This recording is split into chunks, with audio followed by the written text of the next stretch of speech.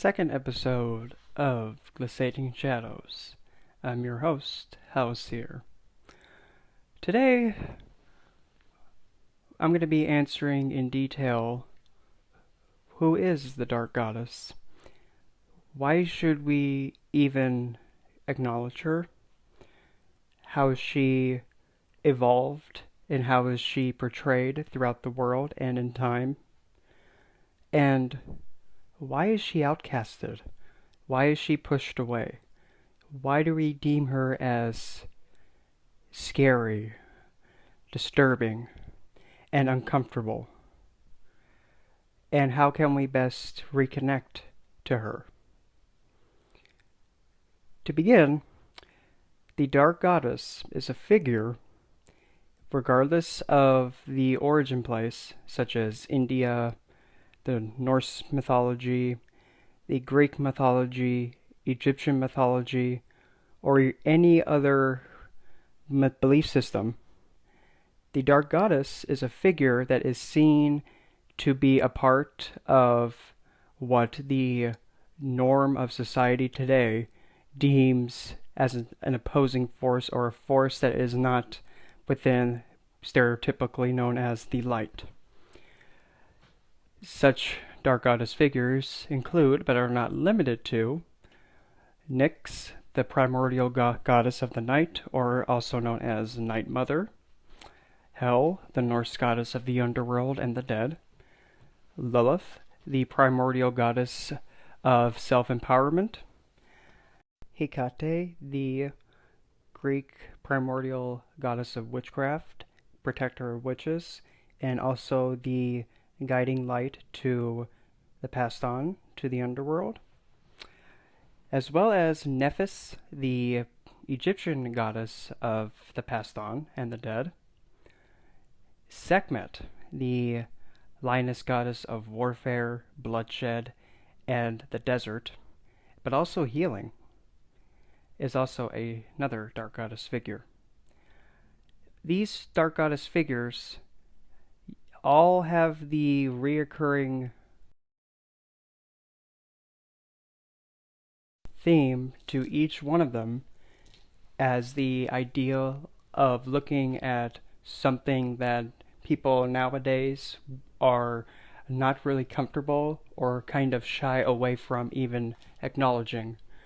Not only just because sometimes what these Dark Goddess figures are all about, what they represent, and what they advocate, it does, by stereotype from nowadays of other belief systems, it paints a negative image of them, and it does not give them the chance to be seen as how they are and how they can provide for mankind as a whole.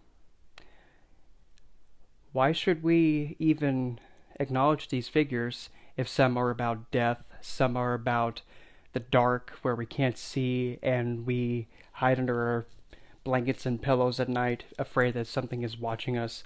Why should we even give recognition to a goddess figure who was so enraged that she killed numerous people and did not stop until another divine being intervened?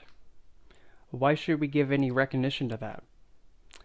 The answer is simple. In life, there is no such thing as fully good, fully bad.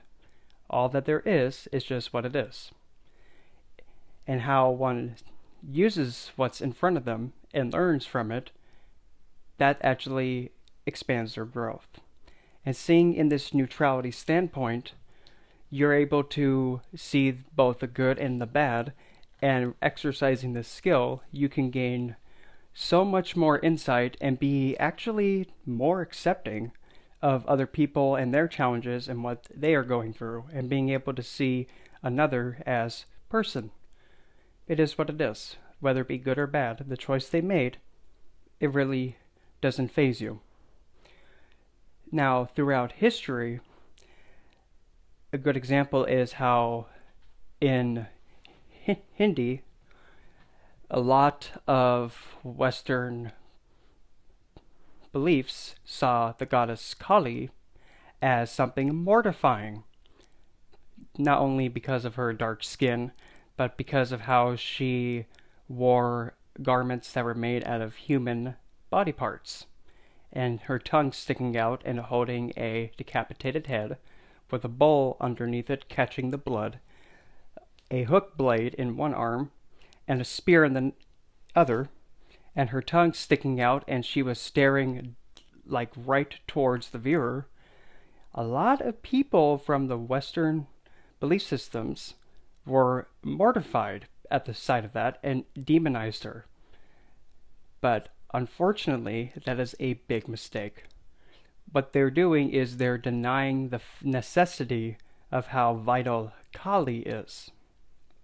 Because Kali, at her core, is about eradicating and destroying what must be destroyed and laying down the foundation for something new to come from the destruction.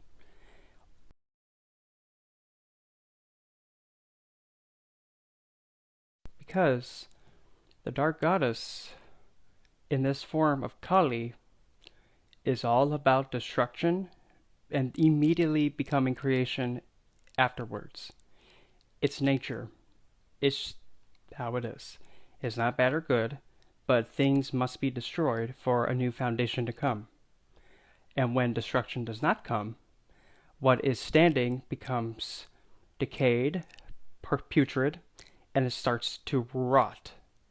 That's how things that are, like for a good example, say if somebody has a infection to the point where it's gangrene, if you do not get rid of the body part that's afflicted with it, it spreads. That's a really intense example of how some things have to end in order for something new to begin, as well as something that's needing to go must go. Otherwise, everything will fall because of it. It's not bad or good. Again, it's just how nature is. And that what lays to rest becomes what holds the now up. And it's a cycle that recycles itself. But now, how do we reconnect to the Dark Goddess? How can we best approach her? And how can we redeem her to ensure that we not only have atoned for our immature and ignorant action of outcasting her, but to actually welcome her back as part of our society? One of the most simplest things one can do is simply research and study various mythologies, various belief systems, and just look at names of each dark goddess you come across, and research and seek out images of them, and note them down.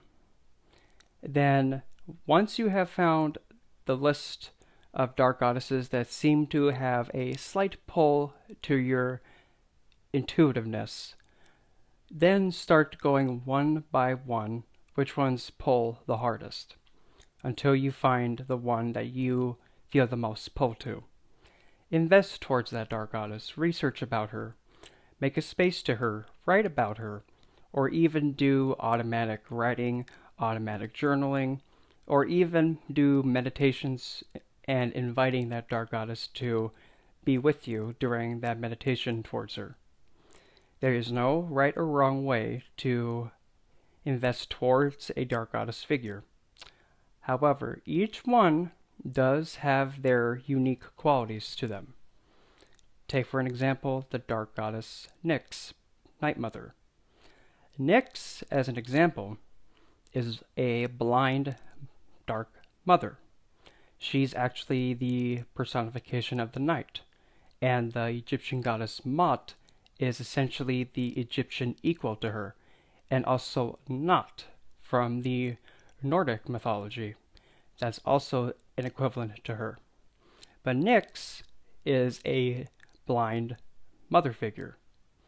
She's blind not because she's that way, but she's blind because she only sees all that comes from her, including all the other titans, other primordials, and even their children, the gods, as her family. And she doesn't see them any other way except family member, child, grandchild, great-grandchild. That's how she sees them.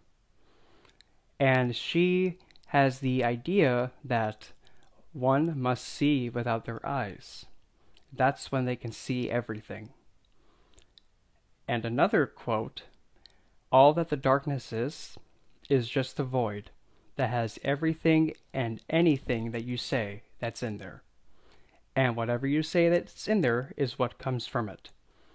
So, why be afraid of such a loving, giving, and always giving you what you say? Why be afraid of something such willingness and complete perfection? Why be afraid of it? Because it loves you that much that it gives you what you say and what you want. Both of these quotes I've actually were given in a meditation alongside her. And Nyx, when you interact with her, she doesn't understand how anyone or anything can be afraid of her, because she sees from the viewpoint of, why are you afraid of Night Mother? It's essentially as if your own child is afraid of you and you're its mother or father. It doesn't logically make sense. Why is my own child afraid of me? But that's an example. Another example, let's say towards with Lilith. Lilith is a very independent, very powerful, and does as she pleases to do. She is defiant, she cannot be ordered around, and it is extremely difficult to gain her respect, truthfully. And how you approach her, and how you interact with her, and how you invite her, and your word choice, and how you carry yourself, these are some of the factors you have to really understand perfectly crystal clear when approaching her. Because against what the nowadays believe that, oh, you can work with anybody. Lilith is not a goddess that likes everybody. You cannot just simply go towards her, make a space, and call out to her, and expect her just to come in just like, hello dear, what can I do for you? That's absolutely not how Lilith works. There are some, but very few, whom she actually goes to and actually pretty much says, I'm working alongside you. You don't get a say. Let's do this. Just an example. But Lilith, if she even does give you that acknowledgement, you have to understand how to best interact with her. And one of the key points to interacting with her is you always give her her voice. I don't care what it is, what you're asking of her. You give her the choice to either accept or deny your request for assistance. It doesn't matter what it is. If you do not give her the right to choose yes or no, it's not going to work well for you. And if you simply invite her, and if she chooses, not today, love, I'm not feeling it, then you do not engage further. Because when you give Lilith her voice, when she was having her voice pretty much taken away, silenced, and being pushed to be violated, you giving her her voice is a huge, admirable thing to do, and she actually appreciates it. But you have to be consistent when you do that as well. Doing it one time is not going to do. These are just some of the examples of how you can approach the two dark goddess figures I mentioned. There are so many other ways, and each dark goddess is unique. However, there are some that are essentially alluded to be the same being, but research, take your nice time, and invest towards each one that you're deciding to go towards very carefully, very respectfully, and always give them that gratitude of actually taking the time to come towards you. Because gratitude towards them is a huge, huge, vital step that everybody needs to do. Your challenge for this week. I want you to research at least five Dark Goddess figures from any pantheon, from any walk of life, and any part of the world. Research 5 of them and pick one that you will go towards and invite to invest alongside. And for the remainder of the podcast, this Dark Goddess figure will be accompanying you throughout the podcast. And whenever I mention Dark Goddess, take a moment then to actually put the Dark Goddess who you're investing with in place of me saying Dark Goddess. And actually start investing and using the challenges alongside with her to best enhance your growth and the connection between the two of you. You both will be gaining from this investment, not just you, and that's vital. So, this concludes this episode of the podcast. I will see you next week on Friday for our next segment, and we will actually start be going into some of the ways that the modern world is actually starting to take and mistreat women and take their power away. And we're going to be discussing that and how we all can play a part to ensure this stops. Thank you.